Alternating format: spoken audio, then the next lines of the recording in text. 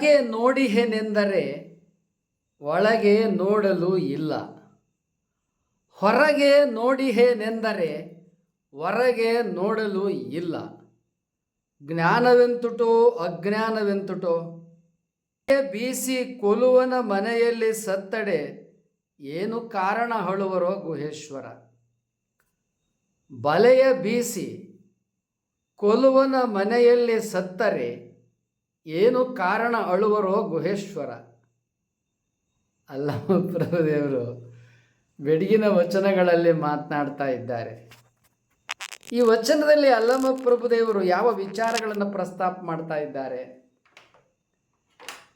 ಹುಡುಕಾಟ, ಸತ್ಯ ಶೋಧನೆಗಾಗಿ ಹುಡುಕಾಟ ಮಾಡ್ತಾ ಇದ್ದಾರೆ. ನಾವು ಈ ಶರೀರವನ್ನು ಧರಿಸಿ ಬಂದಿದ್ದೇವೆ. ಈ ಶರೀರವನ್ನು ಧರಿಸಿ ಬಂದಿದ ಮೇಲೆ ನಾವು ಏನು ಸಾಧನೆಯನ್ನು ಮಾಡಬೇಕು ಎಂಬುದಾಗಿ ಕೆಲವು ಸಲ ಗೊತ್ತಿರಲ್ಲ. ಕೆಲವು ಸಲ ಸಾಧನೆ ಮಾಡಬೇಕಂತ ಮನಸ್ಸಾದರೂ ಕೂಡ ಯಾವ ರೀತಿ ಸಾಧನೆ ಮಾಡಬೇಕು ಅನ್ನೋದು ಕೂಡ ತಿಳಿಯೋಲ್ಲ. ಇಂತಹ ಸಂದರ್ಭದಲ್ಲಿ ನಮ್ಮ ಕಣ್ಣು ಹೊರ ಜಗತ್ತನ್ನು ನೋಡ್ತದೆ, ನಮ್ಮ ಮನಸ್ಸು ಹೊರ ಜಗತ್ತನ್ನು ತಿಳಿತದೆ ಇಂದ್ರಿಯಗಳ ಮೂಲಕ. ಬಹಿರಿಂದ್ರಿಯಗಳ ಮೂಲಕ, ಅಂತರಿಂದ್ರಿಯಗಳ ಮೂಲಕ ನಮ್ಮ ಮನಸ್ಸು ಹೊರ ಜಗತ್ತು ಮತ್ತು ಒಳ ಜಗತ್ತನ್ನು ತಿಳಿತದೆ. ಆದರೆ ತಿಳಿದದ್ರದೆಲ್ಲ ಏನದಲ್ಲ, ಅದು ಇತ್ತಲ ಬದುಕಿನ ಜೀವನ ಆಗಿರ್ತದೆ. ನಮ್ಮ ಬದುಕೇನದಲ್ಲ ಕೇವಲ ಲೌಕಿಕ ಅಲ್ಲ. ನಾವೇನು ಅಂದ್ಕೊಂಡು ಬಿಟ್ಟಿದ್ದೇವೆ, ಲೌಕಿಕವೇ ಸತ್ಯ ಅಂತೇಳಿ ಅಂದ್ಕೊಂಡು ಬಿಟ್ಟಿದ್ದೇವೆ. ಆದರೆ ಈ ಲೌಕಿಕ ಇದೇನದಲ್ಲ, ಇದು ಅಶಾಶ್ವತ. ಈ ಅಶಾಶ್ವತವಾದ ಜಗತ್ತಿನೊಳಗೆ ನಾವು ಬದುಕ್ತೀವಿ ಎಷ್ಟೊತ್ತು? ಒಂದು 100 ವರ್ಷ ಅಂದರೂ ಕೂಡ ಇದು ಈ ಬ್ರಹ್ಮಾಂಡದ ಆಯುಷ್ಯದಲ್ಲಿ ಒಂದು ಧೂಳಿಗೂ ಸಮಾನ ಅಲ್ಲ. ಅಂದಮೇಲೆ ನಾನು ಹೊರ ಜಗತ್ತನ್ನು ನೋಡಿ ತಿಳಿತೇನೆ ಅಂತೇಳಿದರೆ ಹೊರ ಜಗತ್ತನ್ನು ನೋಡಿದ್ರೆ ಏನೂ ತಿಳಿಯೋದಿಲ್ಲ. ಒಳ ಜಗತ್ತನ್ನು ನೋಡಿ ತಿಳಿತೀನಿ ಅಂತೇಳಿದ್ರೆ ಒಳ ಜಗತ್ತಿನಲ್ಲೂ ತಿಳಿಯುವಂಥದ್ದು ಏನೂ ಆಗಲ್ಲ. ಹೇಗೆ? ಒಳ ಜಗತ್ತಿನಲ್ಲಿ ಏನದ? ಶರೀರದ ಎಲ್ಲ ಅಂಗಗಳದಾವೆ, ಅಂತರಿಂದ್ರಿಯಗಳಿದ್ದಾವೆ, ಬಹಿರಿಂದ್ರಿಯಗಳಿದ್ದಾವೆ. ಮತ್ತು ಯಾವುದು ಈ 7 ಚಕ್ರಗಳಲ್ಲಿ ಯಾವ ಕೆಲಸವನ್ನು ಮಾಡ್ತವೆ, ವಿವಿಧ ಅಂಗಗಳಿದ್ದಾವೆ. ಹೀಗಾಗಿ ಇವೆಲ್ಲ ಏನದ? ಈ ಶರೀರ ರಕ್ತ ಸಂಚಾರವಾಗಲಿಕ್ಕೆ, ಚೈತನ್ಯಯುಕ್ತವಾಗಲಿಕ್ಕೆ ಏನು ಕೆಲಸ ಮಾಡಬೇಕು ಅದನ್ನು ಈ ಶರೀರ ಮಾಡ್ತಾ ಇರ್ತದೆ. ಹಾಗಾದರೆ ಒಳಗೇನದ? ಚೈತನ್ಯಾತ್ಮಕವಾಗಿರ್ತಕ್ಕಂಥ ಒಂದು ಚಟುವಟಿಕೆ ನಡೀತಾ ಇದೆ. ಪ್ರಜ್ಞಾ ಸ್ವರೂಪವಾಗಿರ್ತಕ್ಕಂಥ ಅರಿವು ಮತ್ತು ಮನಸ್ಸದ ಮತ್ತು ಪ್ರಾಣ ಅದ. ಇಷ್ಟು ಬಿಟ್ಟು ಬೇರೆ ಏನದ? ಹೊರಗೆ ನೋಡಿ ಏನೆಂದರೆ ಹೊರಗೇನದಲ್ಲ, ಅಬೋರ್ಡ್ ಆಫ್ ಬ್ರಹ್ಮ, 3,500 ಕೋಟಿ ನಕ್ಷತ್ರಗಳು, ಪಂಚಮಹಾಭೂತಗಳು, ಈ ಭೂಮಿಯಿಂದ ಬಂದಿರತಕ್ಕಂಥ ಚರ ಅಚರ ಜೀವಜಾಲಗಳು, ಅವುಗಳನ್ನೆಲ್ಲ ನಮಗೆ ತಿಳಿಯಕ್ಕೆ ಸಾಧ್ಯವೇ? ಈ 5.5 ಅಡಿ ಶರೀರವನ್ನೇ ನಮಗೆ ತಿಳಿಯೋಕ್ಕಾಗಲ್ಲ. ಏನು ಹೊರ ಜಗತ್ತನ್ನು ನಾವೇನು ತಿಳಿಯಬಲ್ಲೆವು? ಹೊರಗೆ ನೋಡಿ ಏನೆಂದರೆ ಹೊರಗೆ ನೋಡಲು ಇಲ್ಲ. ಹೊರ ಜಗತ್ತಿನಲ್ಲೂ ನಮಗಿಂದ ನೋಡೋಕ್ಕಾಗಲ್ಲ, ಒಳ ಜಗತ್ತಿನಲ್ಲಿಯೂ ನಮ್ಮಿಂದ ನಮಗೆ ನೋಡೋಕ್ಕಾಗಲ್ಲ. ಯಾಕೆಂದರೆ ನಮಗಿರ್ತಕ್ಕಂಥ ಅಜ್ಞಾನ ಅರಿವೇನದಲ್ಲ, ಇದು ನಾವು ಪಂಚೇಂದ್ರಿಯಗಳಿಂದ ಪಡ್ಕೊಂಡಿರ್ತಕ್ಕಂಥದ್ದು, ಅಥವಾ ಒಂದು ಸ್ವಲ್ಪ ಏನು ಓದು ಬರಹ ವಿದ್ಯೆ ಇವುಗಳಿಂದ ಪಡ್ಕೊಂಡಿರ್ತಕ್ಕಂಥದ್ದು. ಓದು ವಿದ್ಯೆಗೆ, ಪಂಚೇಂದ್ರಿಯಗಳ ಅರಿವಿಗೆ ಈ ಅಬೋರ್ಡ್ ಆಫ್ ಬ್ರಹ್ಮ ತಿಳಿತದೆಯೇ? ತಿಳಿಯಲ್ಲ, ತಿಳಿಯೋಕ್ಕಾಗಲ್ಲ. ನಾವು ಎಷ್ಟು ಜನ್ಮಗಳನ್ನು ಈವರೆಗೆ ನಾವು ಧರಿಸಿ ಬಂದಿದ್ದೇವೆಯೋ ಆ ಬಗ್ಗೆನೂ ನಮಗೇನೂ ಗೊತ್ತಿಲ್ಲ.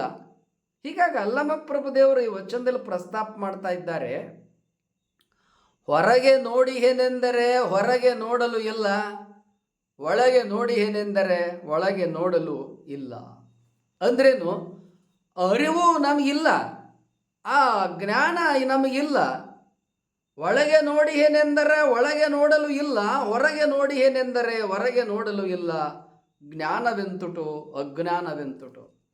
ಏನಿದನ್ನು ಜ್ಞಾನ ಅಂತ ಹೇಳೋಣ್ವೆ, ಅಜ್ಞಾನ ಅಂತ ಹೇಳೋಣ್ವೆ? ನಾವು ಪಡ್ಕೊಂಡಂಥ ಜ್ಞಾನ ಎಲ್ಲ ಏನಿದೆಯಲ್ಲ, ಇದು ಪಂಚೇಂದ್ರಿಯಗಳಿಂದ ಪಡ್ಕೊಂಡದ್ದು. ಇಲ್ಲ ನಾವು ಕಣ್ಣು, ಕಿವಿ, ಮೂಗು, ನಾಲಿಗೆ, ಚರ್ಮ ಇವುಗಳಿಂದ ಜ್ಞಾನವನ್ನು ಪಡ್ಕೊಂಡಿರ್ತೀವಿ. ಅಥವಾ ಮನಸ್ಸು, ಚಿತ್ತ, ಬುದ್ಧಿ, ಅಹಂಕಾರ ಇವುಗಳಿಂದ ಈ ಜೀವನು ಪಡ್ಕೊಂಡಿರ್ತಾನೆ. ಇಷ್ಟು ಬಿಟ್ಟರೆ ಇನ್ನೇನು ಗೊತ್ತದ ನಮಗೆ?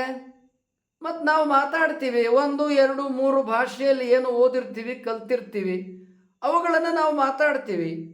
ಮಾತಾಡಿದ್ದೇ ಮತ್ತೆ ಮಾತಾಡ್ತೀವಿ, ಹೇಳಿದ್ದನ್ನೇ ಮತ್ತೆ ಹೇಳ್ತೀವಿ. ಹೊಸದಾಗ ನಾವೇನು ಹೇಳಬಲ್ಲೆವು?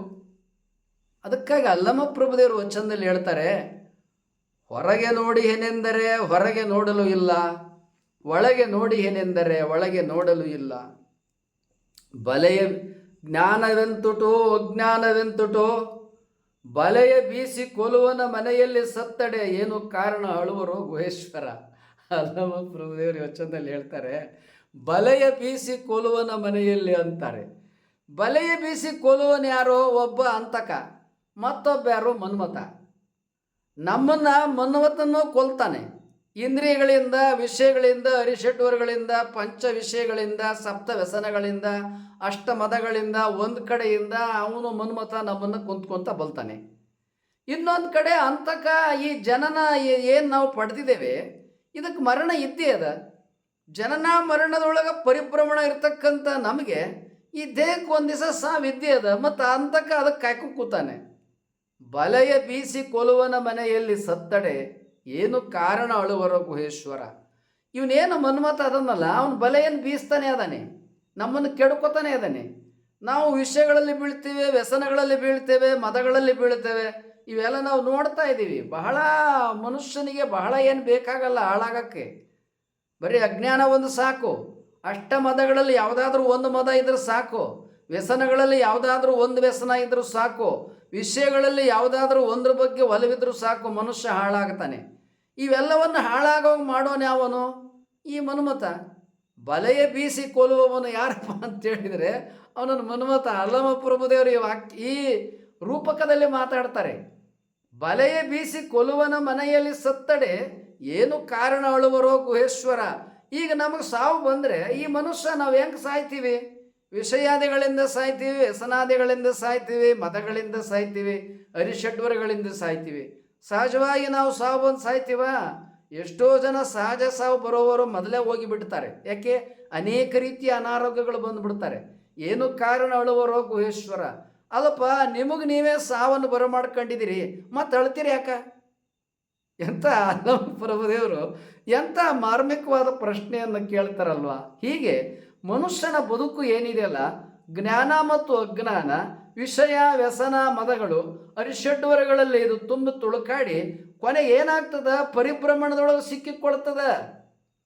ತಾನು ನಿಜವಾದ ಸಾವನ್ನು ಪಡ್ಕೊಳ್ಳಲ್ಲ ಮತ್ತು ಬಂದ ಉದ್ದೇಶವನ್ನು ತಿಳಿದಿಲ್ಲ. ಇದು ಮನುಷ್ಯನ ಬದುಕಾಗಿದೆ ಎನ್ನುವುದನ್ನು ಅಲ್ಲಮ ಪ್ರಭುದೇವರು ವಚನದಲ್ಲಿ ವಿವರಿಸಿದ್ದಾರೆ. ನೀವು ನಮಗೆ ಮೌಲಿಕವಾದ ಸಬ್ಸ್ಕ್ರೈಬರ್, ವ್ಯಾಲ್ಯೂಬಲ್ ಸಬ್ಸ್ಕ್ರೈಬರ್. ನೀವು ಆಗಲೇ ಸಬ್ಸ್ಕ್ರೈಬ್ ಮಾಡಿರ್ಬೋದು. ಮಾಡಿಲ್ಲದೆ ಹೋದರೆ ಸಬ್ಸ್ಕ್ರೈಬ್ ಮಾಡಿ, ಲೈಕ್ ಮಾಡಿ. ಅಲ್ಲಿ ಬೆಲ್ ಬಟನ್ ಬರುತ್ತೆ, ಬೆಲ್ ಬಟನನ್ನು ಒತ್ತಿ.